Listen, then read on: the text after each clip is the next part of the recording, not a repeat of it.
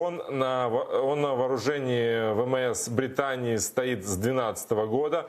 Вооружен 114-миллиметровым артиллерийской установкой с двумя спаренными пусковыми зенитными управляемыми ракетами «Гарпун», установками противокорабельными и системой противолодочной защиты. За ним очень пристально и с опаской следят российские оккупанты, корабли Черноморского флота.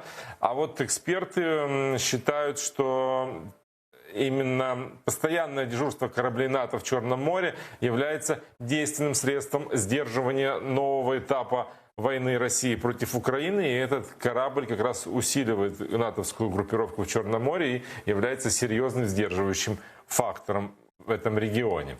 Мы следим за судьбой и Владимира Балуха, бывшего политзаключенного Кремля. Он уже пытается говорить и пришел в сознание, об этом сообщила нардеп Ирина Геращенко.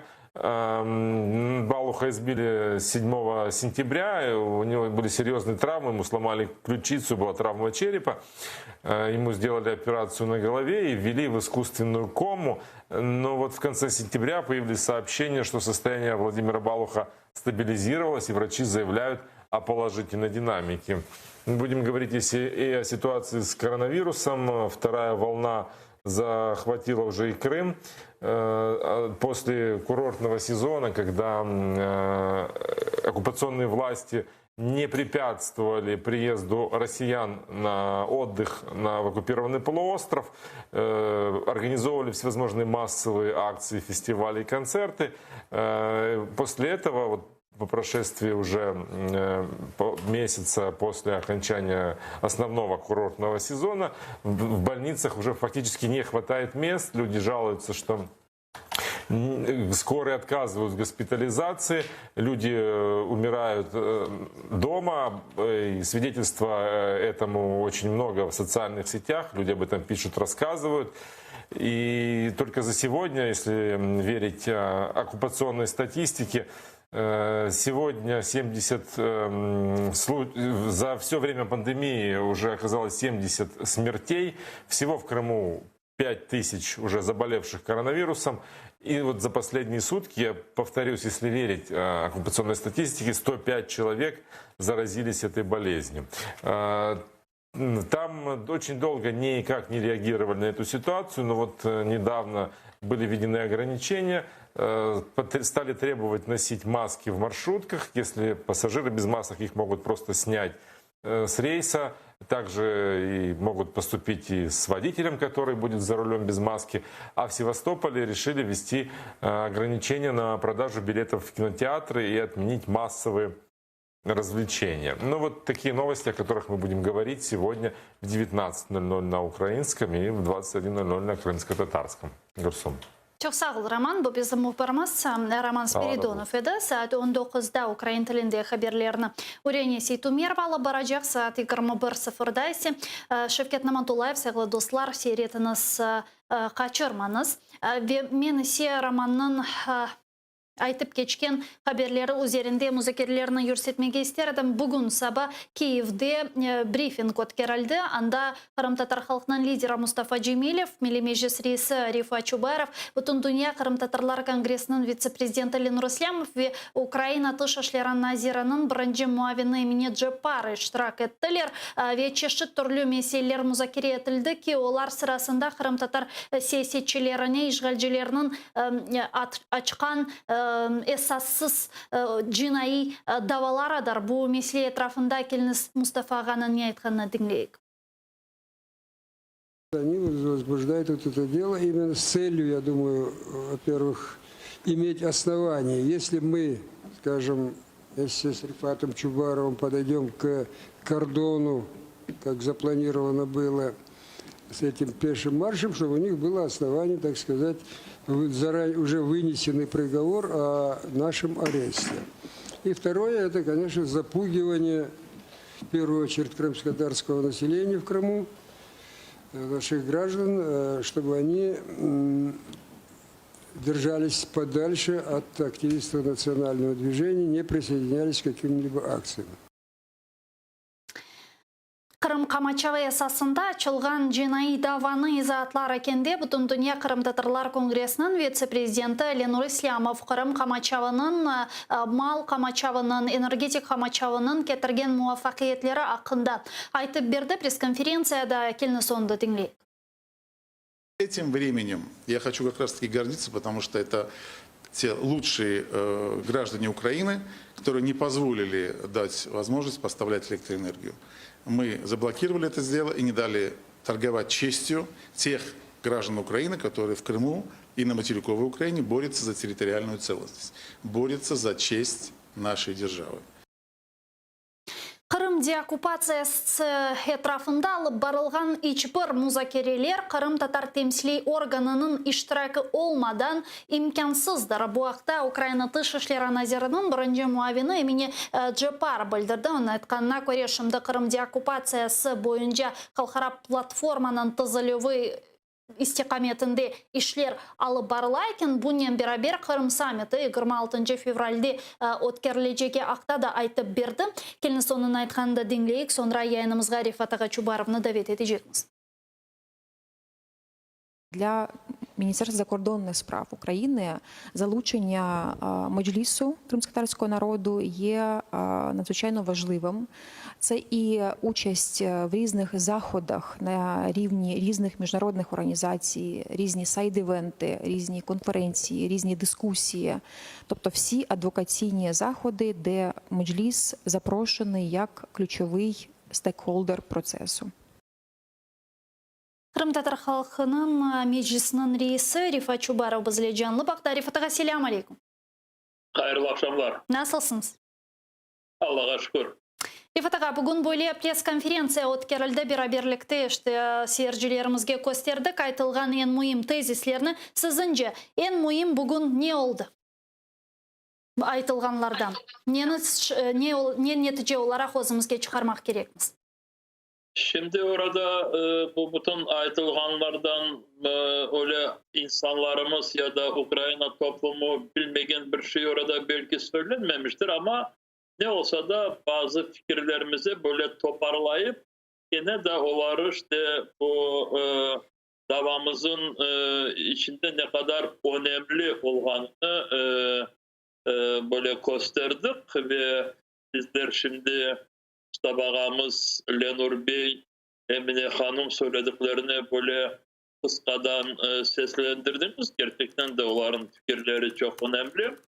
Ve bu fikirlerin hepsinden işte böyle dışarıya signal verilgenini Kırım Tatar Milli Meclisi'nden her bir taraf birinciden bizim kendimizin Ukrayna devletimiz ve Ukrayna devletinin dışarında diğer taraflar her bir Kırım'la ve Kırım Tatar milletiyle bağlı meseleleri çözgende Kırım Tatar Milli Meclisi'nden bakılmalı ve beraberlikte işbirlik yapması bu benimce de bu söylediklerimizde en önemli bir yeriydi.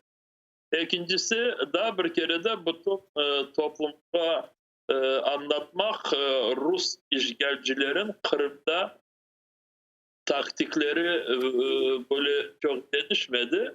Ama belki böyle Rus işgalciler tarafından yapılanlarına dünya çok dikkat oluşu gerek.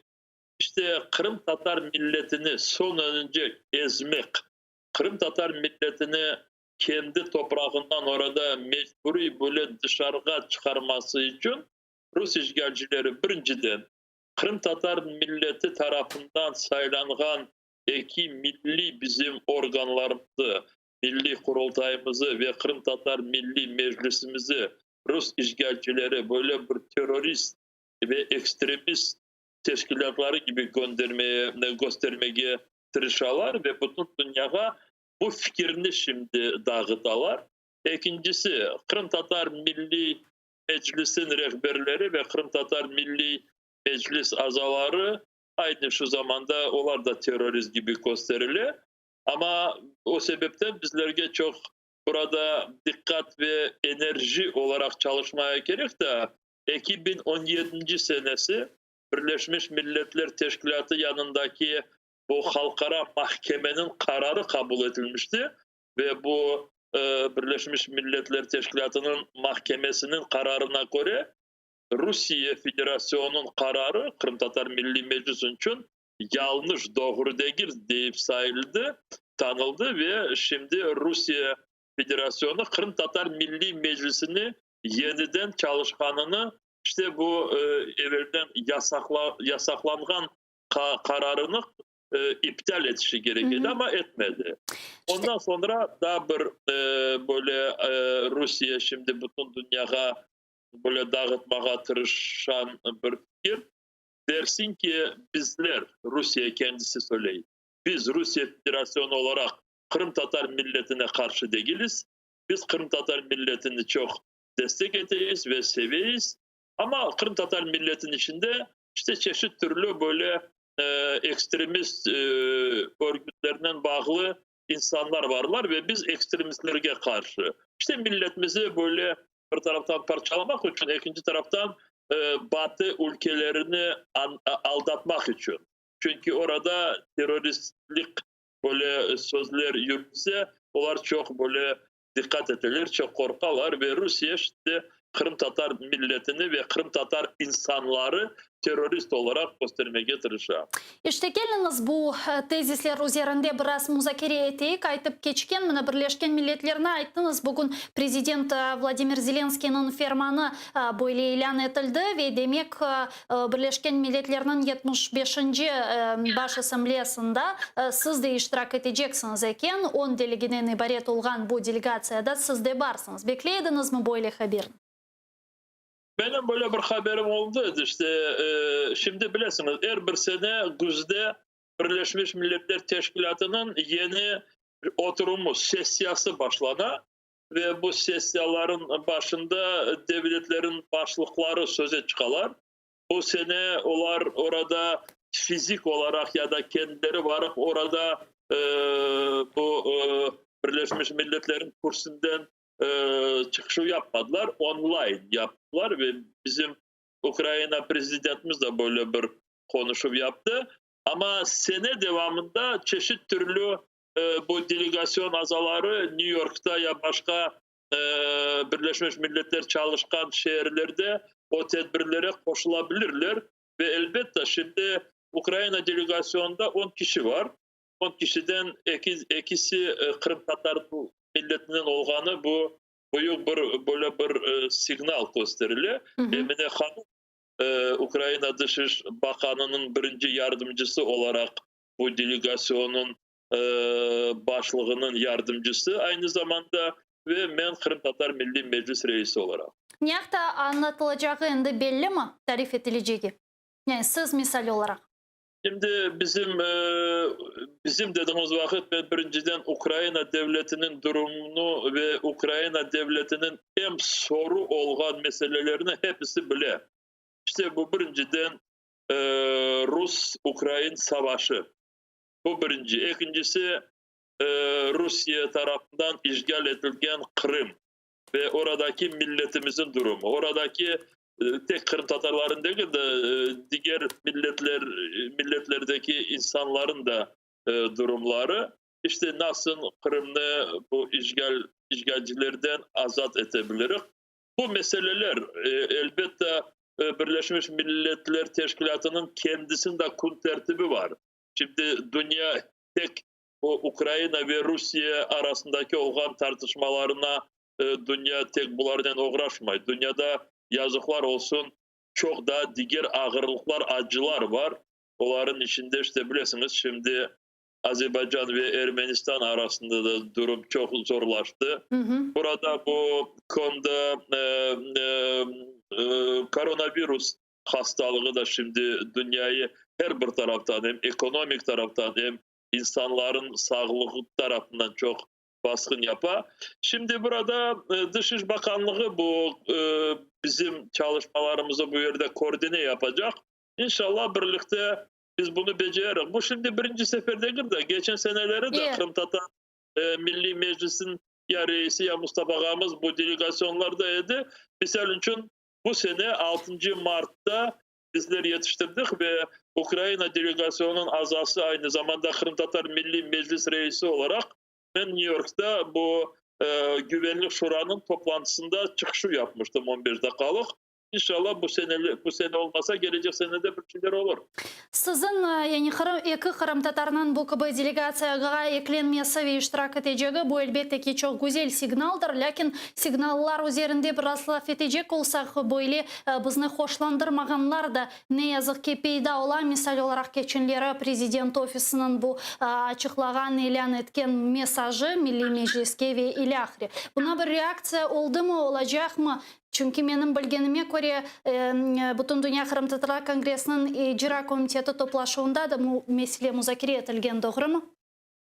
Şimdi bunu dedim ki evet, o kadarlık ben sizin yayınlarınızı da baktım. Siz Kırım Tatar Milli Meclis azası Gayana Yüksel'le diğerlerine bu meselelerini müzakere ettiniz ve söylediklerinizi hepinizi de çok böyle dikkatle dinledim ve her bir şey doğru. Burada bunu söylemeye gerek. Şimdi bilirsiniz, bu devletin içinde bu kadar çok zorluklar olduğu vakit çeşit türlü anlamamışlıklar ya da bazı biz istemeyen gibi hareket yapan kişiler de olabilir. O sebepten bir kereden böyle her bir tarafta çatlamaya, patlamaya gerek yok da, ama eğer bize gelişmeyen ya da bizim yapkan çalışmalarımıza karşı olan böyle bir adımlar yapıldığı vakit elbette bizge de açıklamalar yapmaya gerek ve doğrultmaya gerek ya da yanlış yapan insanlara anlatıp onlar kendi faaliyetlerinde bunu işe aldıklarını böyle hareket yapmaya gerek. Ve bu sebepten bizler Kırım Tatar Milli Meclis'te bu meseleleri derince müzakere ettik ve gerekli adımlarımızı yaptık. Her bir adım böyle gösterilmiyor ki böyle bir beyanat gibi ya da bilmeyeyim bir müracaat gibi. Bazı adımlar, telefonlar var, konuşmalar var. Meclis tarafından da böyle bir kısa bir beyanat bugünleri seslendirilecek. Bu telefon görüşmeleri sır mı? Şimdi tek telefon konuşmaları değil, başka konuşmalar da var. Bakınız, gerçekten de bunu söyleyeyim. Şimdi bir yerde küçük bir ya da sorumlu bir çatlama olsa hepimiz o çatlamanın yanına varıp da bu çatlamanı böyle derin bir ucum gibi yapmaya tırışmayız. İnşallah bu devirde çatlamasız olmaz. Çünkü bakınız, ben şimdi sizi misal olarak göstereyim de, çünkü bizim vatandaşlarımız şimdi bizi dinleyenleri buna da dikkat etsinler. Misal için şimdi Ukrayna Yukarı Şurası'nda bu bir sene evvelsi olan saylavlarda 250'den ziyade, ben şimdi o kadar hatırlamam, belki siz doğrulatırsınız, 250'den ziyade sayılan böyle tek bir fraksiya kurulmuştu, Sluga Narodu. Ve o kadar büyük bir güç geldi. 254. Ne kadar? 254 galiba. Bakın, çok yanlışmadım. 254. Ama arada bir sene geçmedi. Bir 70-75 kişi onlardan böyle bir ayrıldılar. Çünkü bir fikirde çalışmaya olmadılar. O sebepten şimdi Ukrayna'nın siyasetçilerin içinde Kırım'ın durumuna bakan farklı kişiler var. Kırım Tatarların niyetlerine böyle destek eden ya da bilmeyeyim çok anlamayan söyleri de var.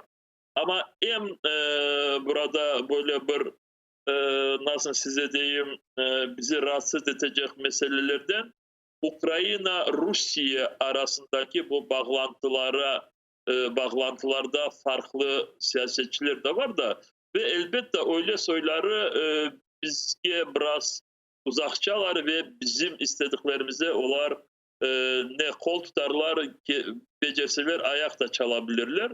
Ama bizim taraftarlarımızı Ukrayna'da içindeki bizler düşünen gibi siyasetçilerge bizler böyle bir destekçi olup kendimiz onları da bizim yanımızda birleştirmeye bu hareketlerimize devam edeceğiz. Bundan başkası yok. Uç dakikamız kalan ben güzel böyle bir haberin yakınlamayı isteyeyim yayınımızı. Çünkü şimdi böyle çok faal şekilde Kırım deokupasiyası boyunca platformanın tızılığı müzakere etili aytıla. Bugün Emine Cipar da bunu ayttı ve Milli Meclisi'nin de bu tızılığa dahil olacağı akta haberlerini bildirdi. Bu meselenin geçişatı şimdi nasıl endi dahil olamı meclis bu platformanın tızılığına nasıl şekilde olacak? 2,5 dakikamız var Rifat Ağa. Şimdi bakınız burada bu konsepsiye olarak Dışişleri Bakanlığı hazırladı. Kırım Tatar Milli Meclisi tarafından şimdi bu konsepsiyenin içine bizim çalışacak, bizim rolümüz gidirilecek ve elbette çok yerlerde yapılacak bu düşünülgen çalışmalarda, yönelişlerde Kırım Tatar Milli Meclisi'nin çalışmalarının bu konsepsiye tek kuvvetleşecek ve buna hem Dışişleri Bakanlığı hazır ve elbette bizler de hazırız. Ya bu platformada sizce nasıl devletler iştirak etmeli, nasıl teşkilatlar iştirak etmeli? Şimdi bilirsiniz ayrıca Ukrayna Cumhurbaşkanı Zelenski bu yönelişte kendisi çalışıyor ve duymuştursunuz bazı çıkışlarına da diğer devletleri bu işe çağırdı. Dışişleri Bakanlığı da buna çalışıyor ama burada bunu kozoguna alıyor. Dünya, Ukrayna'nın chatlerinde ya da dünyada çok farklı başka olaylar da geçiyor ve bazıları o kadar bu bizim bütün hem durumumuza hem işlerimize böyle bir rolü olabilir ki ve bunlarına dikkat edecek de misal için şimdi Azerbaycan ve Ermenistan arası dedik ki şimdi çok bu olayların neticelerinden Ukrayna'ya ya da büyük faydalıklar olacak ya da belki de Allah göstermesin bazı zorluklar da çıkabilir. Birinciden bize bu platformanın etrafında Batı Avrupa ülkeleri, Türkiye devleti, Kanada ve Amerika Koşma Ştatları. Çok sağ olunuz Rifat Ağa. Bizle bağlanıp sorularımızga cevap vergeniz için Milli Meclis Reisi Rifat Çubarov bizle canlı bağdaydı.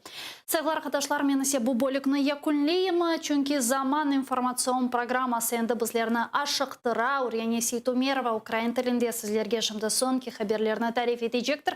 Sonra biz bu studiyaga qaytıp yukarıda müzakere etkenimiz ve aytıp geçken Dağlı Qarabağ meselelerini de tarif edecekmiz, müzakere edecekmiz. Bizle olunuz görüşkence.